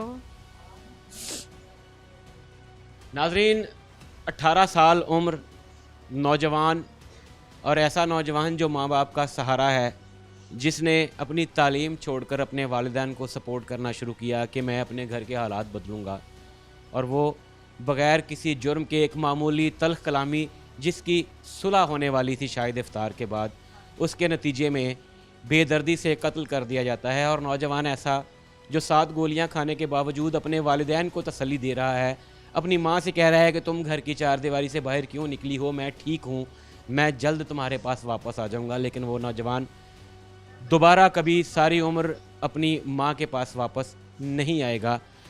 दुखी माँ इस वक्त रियासत, जो कि शायद पूरी एक मुल्क की माँ होती है, उससे सवाल कर रही है कि उसे इंसाफ कब मिलेगा, कब उन कातलों को जो है वो गिरफ्तार किया जाएगा, कब इस माँ के कलेजे को ठंडक मिलेगी। भाई धमकियां लगा रहा वा होर भी ਅਸੀਂ ਮੈਂ 2 ਹੋਰ ਇਹਨਾਂ ਦੇ ਕਤਲ ਕਰਨੇ। ਅਸੀਂ ਕੀ ਉਹਨਾਂ ਦਾ ਜੁਰਮ ਕੀਤਾ, ਕੀ ਅਸੀਂ ਉਹਨਾਂ ਦਾ ਵਿਗਾੜਿਆ? ਅਸੀਂ ਕੁਛ ਨਹੀਂ ਉਹਨਾਂ ਦਾ ਕੀਤਾ। ਪਰ ਹਾਲੇ ਉਹ ਦੁਸ਼ਮਣ ਪਤਾ ਨਹੀਂ ਕਿਹੜੀ ਵਜ੍ਹਾ ਤੋਂ ਸਾਡੇ ਨਾਲ ਬਣ ਗਏ ਆ। ਹਾਲੇ ਸਾਨੂੰ ਧਮਕੀਆਂ ਦੇ ਰਹੇ, ਅਸੀਂ ਬਾਹਰ ਨਹੀਂ ਨਿਕਲ ਰਹੇ। ਮੈਂ ਆਪਣੀ ਬੇਟੇ ਦੀ 1 ਦਫਾ ਕਵਰ ਤੇ ਗਈ ਆ, ਉਹ ਵੀ ਕਾਫੀ ਜਾਣੇ ਨਾਲ ਲੈ ਕੇ ਬਹੁਤ ਡਰਦੇ ਗਏ ਆ। ਅਸੀਂ ਆਪਣੇ ਬੱਚੇ ਦੀ ਕਬਰ ਤੇ ਨਹੀਂ ਜਾ ਸਕਦੇ। मोहतरमा मरीम नवाज़ साहिबा और आईजी पंजाब साहिब, ये एक माँ की आवाज़ है जो शायद अर्श हिला देगी। क्या आपकी हुक्मरानी में, क्या आपके इस सूबा पंजाब में एक आम आदमी इतना बेबस हो चुका है कि वो एक माँ अपने बेटे की कब्र पे जाते हुए डरती है कि कातिल खुले सरेआम फिर रहे हैं, धमकियाँ दे रहे हैं कि अभी तुम लोगों के ख़ानदान के और लोगों को मारा जाएगा? क्या इनको तहफ़्फ़ुज़ देना आपकी ज़िम्मेदारी नहीं है? अगर आप इस ज़िम्मेदारी को अदा नहीं कर सकते तो फिर आप इस मनसब पे बैठने के काबिल नहीं। नाज़रीन, टीम मुजरिम कौन उसी घर के बाहर मौजूद है, और यहाँ पे अहले इलाका, उस कत्ल होने वाले नौजवान के दोस्त, रिश्तेदार इस वक्त भी सरापा एहतजाज हैं, क्योंकि ये जब फैसलाबाद में किसी मरकज़ी शाहराह पे एहतजाज करते हैं तो आला हुकाम लॉलीपॉप देने के लिए पहुंच जाते हैं, कभी डरा धमका कर, तो कभी तिफल तसलियाँ देकर के बहुत जल्द गिरफ़्तार कर लेंगे। लेकिन आज इतना अरसा गुजर जाने के बावजूद पुलिस की हठधर्मी और ढिठाई अपनी जगह पर कायम है, जिसको काउंटर करने के लिए अपने तई ये बच्चे, ये अहले मोहल्ला एहतजाज ज़रूर कर रहे हैं। प्ले कार्ड्स उठा रखे हैं इन्होंने। CPO साहब, RPO साहब, नोटिस ले चुके हैं आप नोटिस, लेकिन ऑन ग्राउंड काम नहीं हो रहा। इंसाफ दिलवाया जाए, नहीं दिलवाया जा रहा, क्योंकि नज़र आ रहा है कि आपका डिपार्टमेंट यहाँ पे अपनी ड्यूटी पूरी नहीं कर रहा। ये उस नौजवान की तस्वीर है जो इस दुनिया से चला गया, और ये नन्ना, ये मासूम उसी नौजवान का सबसे छोटा भाई है जो अपने भाई को इंसाफ दिलवाने के लिए हाथ में प्ले कार्ड उठा के एहतजाज कर रहा है। रियासत, माँ के जैसी रियासत, जब किसी को इंसाफ नहीं दिलवाती तो फिर इन नन्हे मासूम बच्चों पे जो बीतेगी, ये रियासत के हक़ में और ख़िलाफ़ जो सोचेंगे वो आप और मैं बहुत बेहतर तरीके से जान सकते हैं। अस्सलाम वालेकुम बेटा, क्या नाम है? हसन अली। हसन अली, भाई किधर है? वो जन्नत में है। जन्नत में है। जिन्होंने मारा उनको पकड़ लिया पुलिस ने? नहीं, अभी नहीं पकड़ा। उनको पकड़ा जाना चाहिए। हाँ जी। नाज़रीन किराम, ये 5, 6, 7 साला मासूम भी कह रहा है कि भाई जन्नत में है और कातिल अभी तक गिरफ़्तार नहीं हो सके। क्या हम किसी मुहज़्ज़ब मुआशरे का हिस्सा हैं या किसी जंगल के बासी हैं जहाँ पे ये नन्हे मासूम, ये छोटे बच्चे हुसूल इंसाफ के लिए प्ले कार्ड उठाने पे मजबूर हो जाएं, एहतजाज करने पे मजबूर हो जाएं? क्या माँ के जैसी रियासत खुद तहफ़्फ़ुज़ नहीं दे सकती? क्या माँ के जैसी रियासत सौतेली माँ बन चुकी है? क्या इदारे अपना काम रिश्वतखोरी, रेफरेंस और सिफारिश के बगैर नहीं कर सकते? ये वो सवाल हैं जो इस इलाके के लोग जो हैं वो सरापा सवाल बन के पूछ रहे हैं कि हमें कब इंसाफ दिया जाएगा, कब काम करने वाली, ड्यूटी करने वाली पुलिस हरकत में आएगी और इस खूबसूरत नौजवान को जो बिला वजह बग़ैर किसी दुश्मनी के मारा गया, कब उसे इंसाफ दिया जाएगा? ये मेरे और आपके भी सोचने की बात। आई विटनेस, मौके का गवाह और कत्ल होने वाले फैज़ान का दोस्त हमारे साथ मौजूद था। आपने उसकी बात सुनी कि कैसे कितना मुश्किल होता है जब आपका एक प्यारा, आपका दोस्त जो है वो खून में लथपथ हो और उसको कत्ल करने वाले हैं जो हैं वो दंदनाते हुए मौका से फ़रार हो जाएं, और उसके बाद फिर अपने जज्बात पे काबू रखना कितना मुश्किल होता है जब आपको पता हो कि रियासत जो माँ के जैसी है, रियासत के इदारे जिनका काम है तहफ़्फ़ुज़ देना, जिनका काम है जालिम को पकड़ना, जिनकी ड्यूटी है कि कातलों को गिरफ़्तार करें, वो अगर अपना काम ठीक से ना करें और दरिंदे जो एक 18 साला नौजवान की सरेआम भरे बाज़ार में गोलियां मारकर कत्ल कर देते हैं, वो दंदनाते हुए फिरें, वो लोगों के ज़रिए धमकियां पहुंचाएं कि अभी जो रह गए हैं उनकी भी हम जान ले सकते हैं, वरना अपना केस वापस ले लो, बाज आ जाओ। तो फिर वो माँ के जैसी रियासत कहाँ है? वो इदारे कहाँ हैं जिनका काम है, जो तनख्वाह इस बात की लेते हैं कि वो तहफ़्फ़ुज़ देंगे और इंसाफ दिलाएंगे? ये आज टीम मुजरिम कौन पूछती है कि कहाँ हैं वो इदारे, कहाँ हैं वो ऑफिसर जो ज़रा सी बात पे नोटिस तो ले लेते हैं लेकिन ऑन ग्राउंड काम नज़र नहीं आता। मेरे साथ उस कत्ल हो जाने वाले का भाई मौजूद है, उससे भी बात करते हैं। अस्सलाम वालेकुम भाई, अपना नाम बताइएगा। वालेकुम सलाम, मेरा नाम हसनैन है। हसनैन, आप उस फैज़ान से बड़े हो या छोटे? मैं फैज़ान से बड़ा हूँ। आपकी क्या उम्र है? मेरी 22। और वो तकरीबन 18-19 साल का? हाँ जी, 18-19 साल के दरमियान था बिल्कुल। जब ये पहले सबसे जो लड़ाई जो रिपोर्ट हो रही है, लड़ाई हुई उस वक्त आप थे उस वहाँ पे? जो पहले बता रहे थे लड़ाई हुई थी, नहीं मैं नहीं था उधर। आप क्या काम करते हैं? मैं फैक्ट्री में काम करता था। मेहनत मजदूरी करते हैं आप भी। और वो ये फैज़ान क्या करता?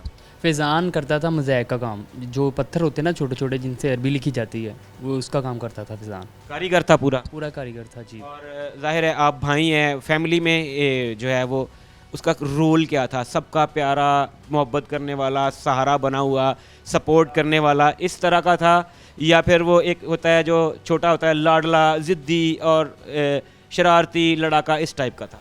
मेरे बाद वो सारा घर का वही काम चलाता था। अब तो सब का घर का सब समझ को लाडला ही था कि सारे ख़ानदान का था अबू का। जब से वो गया ऐसा हमारे तो क़यामत ही है। 21 रमज़ान से लेके आया था कि क़यामत ही हमारे घर। क्या समझते हैं आपके ये कातिल हैं, ये इनकी तरफ से अभी भी आपको थ्रेट है, धमकी है, तो अभी आपको भी तो फिर मोहतात होकर घर से निकलना पड़ता है? जी बिल्कुल, मेरे पास सबूत भी है, प्रूफ भी है। मैं आज भी एसपी ऑफिस गया था, उनको मैंने जो उनके रीडर वगैरह, लेकिन एसपी साहब अभी बैठे नहीं थे कि आपने आना था, लेकिन मैं उधर से जल्दी आ गया। तो उनको कहा कि मुझे हमें कल का प्लीज़ टाइम दे दिए। उन्होंने हमें कल का टाइम दिया। मेरे पास प्रूफ भी है। ये 12 अभी आज 14 तारीख है ना, 12 तारीख को मेरे पास वीडियो है कैमरे की। क्या वीडियो है उसमें, क्या नज़र आता? उसमें ये रफ़ीक नामी सारे रफ़ीक भी उसमें जा रहा है, उसके साथ दूसरे लोग भी जा रहे हैं। मतलब जो कातिल हैं, जो नॉमिनेटेड हैं, जो एफआईआर में जिनको नामजद किया हुआ है, वो फिर रहे हैं? फिर हैं बिल्कुल। हमारे पुलिस उनको पकड़ने की कोशिश नहीं कर? पुलिस अगर पकड़ना चाहे तो 1 मिनट में पकड़ लेती है। आपके सामने अभी जो ये केस हुआ है मोटरवे वाला, हुआ तो जुल्म है बहुत बड़ा। पुलिस पकड़ में आए तो सब कुछ कर सकती है। आपको लगता है कि पुलिस यहाँ पे बिल्कुल कोऑपरेट नहीं कर रही, वो रिवायती जिसको हम हठधर्मी कह लेते हैं उससे काम ले रही है? बिल्कुल, मैंने उनको आज दिखाया रीडर साहब को जाके, वो कहते कि हमारे पास अभी इतने जदीद हालात नहीं हैं जो हम पकड़ लें। मैं उधर चुप हो गया, आज की बात है, मैं उधर चुप हो गया। मैंने कहा चलो मैं एसपी साहब को बताऊंगा ये बात कि मैंने इनको सबूत दिखाया। ये तो जदीद हालात नहीं है, लेकिन अगर ये पकड़ने पे आए तो फिर ये तीसरे ज़िले में जाके 2 घंटे के अंदर बंदा पकड़ के ले आते हैं, अगर करना चाहें तो। नहीं करना चाह रहे तो साहब नहीं बैठे हुए, साहब मीटिंग में हैं, साहब ऑपरेशन के पास हैं, साहब सीपीओ के पास गए हुए हैं। ये बहाने तो खैर ये हमने भी ऑन ग्राउंड बहुत सारे देखे हैं। कितने दिन हो गए हैं आज आपके भाई को इस दुनिया से गए हुए? आज मैं मेरे भाई को गए हुए तकरीबन 25 दिन हो गए। 25 दिन के अंदर अभी तक सिवाय उनके एक आध सहूलतकार के कोई गिरफ्तारी नहीं की। कोई गिरफ्तारी नहीं की है। हम लोगों ने एहतजाज भी किए। बिल्कुल, हमने ज़िला चौंक में भी एहतजाज किया। 15 दिन तो हमें पूछा नहीं गया, 15 दिन तो हमें किसी ने पूछा भी नहीं, फ़ोन तक भी नहीं किया। हम चक्कर लगा के आ जाते थे, कोई मिलता नहीं था हमें। ठीक है, डीएसपी साहब हमारे साथ करते हैं, वो हमें मिलते हैं। ठीक है, वो इनको कहते भी हैं, उनको हम ये नहीं कहते कि वो हमारे साथ कोई भी कोऑपरेट नहीं करते, वो करते हैं हमारे साथ। ज़ाहिर है डीएसपी ने अब खुद उठ के जाके मुल्जिमान को कॉलर से नहीं पकड़ना। नीचे जो टीम है आपके केस का, जो आईओ है, जो एसएचओ है, वो अगर कोऑपरेटिव नहीं होंगे, वो अगर नहीं चाहेंगे तो ये मुल्जिम कभी भी नहीं पकड़े जाएंगे। बिल्कुल, जो एसएचओ था अली कुराम गुराया साहब, वो तो हमसे तफ्तीश करने लग गए थे। हम तो उधर डर गए कि ये क्या हमारे साथ कर रहे हैं। जब पहले दिन हमें एक दिन बाद टाइम दिया मिलने के लिए उन्होंने, रमज़ान में एक दिन बाद। हाँ, फ़ोन मैंने किया रात को कि सर हमें डर लग रहा है कि वो लोग कब्रस्तान की तरफ बैठे हुए हैं सारे, को हमारी जान को ख़तरा है। अच्छा, आप खुद उनको कॉल करके कह रहे हैं कि जी हमें डर है कि ये दोबारा हम पे अटैक करेंगे, खुले फिर रहे हैं, आज़ाद फिर रहे हैं और आप हमें तहफ़्फ़ुज़ दें। बिल्कुल, हम कह रहे हैं, हम बता रहे हैं इनको। अगर हम ना बताए और बात है, कल को अगर मेरी फैमिली का कोई भी नुकसान होता है तो मैंने इनके ऊपर डालना है। हम नुकसान होने का इंतज़ार क्यों करते हैं? हम क्यों एक सानहा गुजर जाने के बाद अगले सानहे का इंतज़ार करते हैं? अभी आपने आरपीओ या सीपीओ साहब से मुलाकात की, हाई ऑफिशियल से मुलाकात की, क्या कहते हैं वो बिल्कुल वो ठीक कह रहे हैं। एसपी इकबाल टोन साहब यही कह रहे हैं कि कोई नया इंसिडेंट ना हो, क्योंकि उन्होंने खुद तो आके पकड़ना नहीं है। पकड़ना तो ये हमले ने सारा, जो हमारे तफ्तीशी ऑफिसर इन्होंने पकड़ना है सारा। वो इनको हर चीज़ दे रहे हैं। डीएसपी साहब इनको 5 गाड़ियाँ दे रहे हैं लीड की। कहाँ होती है वो 5 गाड़ियाँ? पूछें इनसे, तफ्तीशी ऑफिसर से अपने। आईजी साहब, फैसलाबाद में थाना सदर के इलाके के शहरी खुद को गैर महफूज तसव्वुर कर रहे हैं आपके स्टाफ की वजह से। सीपीओ फैसलाबाद साहब, आरपीओ फैसलाबाद साहब, आपकी नाक तले आपके जूनियर्स आवाम को परेशान कर रहे हैं, आपकी नाक तले तहफ़्फ़ुज़ देने में नाकाम हैं। एहतजाज ख़त्म करवाने के लिए तिफल तसल्लियाँ और लॉलीपॉप तो ज़रूर दे दिए जाते हैं, मगर ऑन ग्राउंड कारकर्दगी ज़ीरो है। ये वो ख़ानदान है जो पहले से सदमे में है, जिनका एक जवान 7 गोलियां लगने के बायस कत्ल कर दिया गया। 7 गोलियां लगीं और वो इस दुनिया से चला गया। कातिल खुलेआम घूम रहे हैं, कातिल अभी भी धमकियां दे रहे हैं कि केस वापस लो वरना तुम्हारा अंजाम भी वैसा होगा। कहाँ है पुलिस प्रोटेक्शन? क्या कर रही है पुलिस? ये आपने जवाब। नाज़रीन, टीम मुजरिम कौन जब मौक़िफ़ लेने के लिए थाना सदर फैसलाबाद में पहुंची तो यहाँ पे ऑफिशियल्स दस्तयाब नहीं हैं। फ़ोन पर मौक़िफ़ देने को कोई ऑफिसर तैयार नहीं और ऑन ग्राउंड साहिबान दस्तयाब नहीं हैं, क्योंकि काम करना पड़ेगा। यहाँ पे मोहतरमा मरियम नवाज़ साहिबा और आईजी पंजाब के लिए टीम मुजरिम कौन सवाल छोड़ के जा रही है कि शहरियों को इंसाफ दिलाना बहुत बाद की बात है। जो मुद्दईयान तहफ़्फ़ुज़ के लिए दर दर की ठोकरें खा रही हैं, वो कौन प्रोवाइड करेगा, कौन मुहैया करेगा, कौन देगा? शोएब अल्ताफ़ को टीम मुजरिम कौन के साथ दीजिए इजाज़त। अल्लाह हाफ़िज़।